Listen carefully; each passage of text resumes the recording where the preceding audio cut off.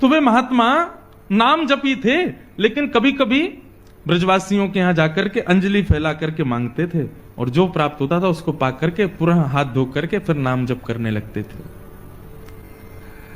एक मैया के यहां वो जाते थे, उन मैया के यहां पर मदन मोहन लाल जी विराज रहे थे।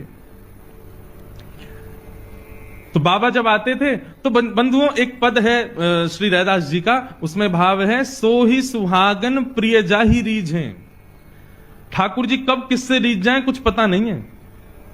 जैसे ही वो बाबा नित्य अंजलि फैला करके प्रसादी मांगने के लिए आते तो भीतर बैठे मैया के घर में मदन मोहन लाल जी उन पर रीझ गए, और ठाकुर जी के मन में भाव आया, इनको नाम निष्ठा तो बहुत है, लेकिन इनको मेरी सेवा और दर्शन में ज्यादा निष्ठा नहीं है। लेकिन नाम निष्ठा इतनी सुंदर है कि उससे ठाकुर जी प्रसन्न होकर के अब उनको अपने दर्शन की सेवा, दर्शन की निष्ठा उनके हृदय में प्रकट करना चाहते हैं। तो ठाकुर जी ने क्या किया, वो मैया रात्रि में जैसे ही ठाकुर जी को शयन करा करके सोई तो ठाकुर जी स्वप्न में प्रकट हो गए और मैया से बोले, मैया तेरे यहां वो जो बाबा आवे ना मधुकरी मांगवे, बोले हाँ, कल को जब वो भिक्षा मांगवे आवे ना तो तू मोए जाके दे दियो बाकी गोद में।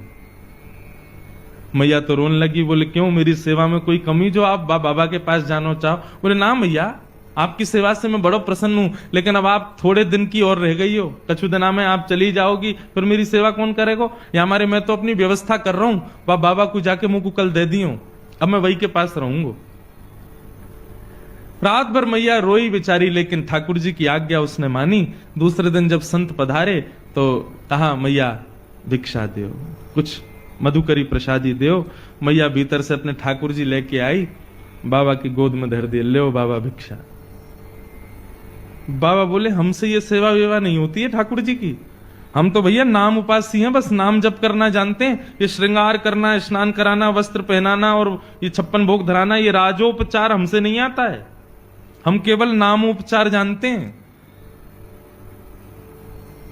आप ठाकुर जी से पुनः निवेदन कर दो, छोटी सी कुटिया में रहता हूं मैं, यहां पे 8 बार भोग लगता होगा, मेरे यहां तो कोई प्रसादी की भी व्यवस्था नहीं है, इनको भूख बहुत लगती है, मैं इनको भोजन नहीं करा पाऊंगा। श्रीनाथ जी में 8 बार भोग आता है, जिसमें से 3 बार का भोग आप सुनकर के आश्चर्य करोगे, उसका नाम है श्रम भोग। क्या नाम है? श्रम भोग का तात्पर्य क्या है? ठाकुर जी को उठते ही पहले लड्डू और दूध का भोग लगता है श्रीनाथ जी को, या माखन मिश्री का भोग लगेगा। लड्डू तो विशेष है, लड्डू, दूध, माखन मिश्री सब तो आएगा ही उठते ही। यहां तक कि ऐसा वर्णन है कि श्री नंदलाल पौड़े वह रहे में उठे ही ना है, यशोदा मैया कभी पाम दबावे, कभी हाथ दबावे, ठाकुर जी उठे ही ना है।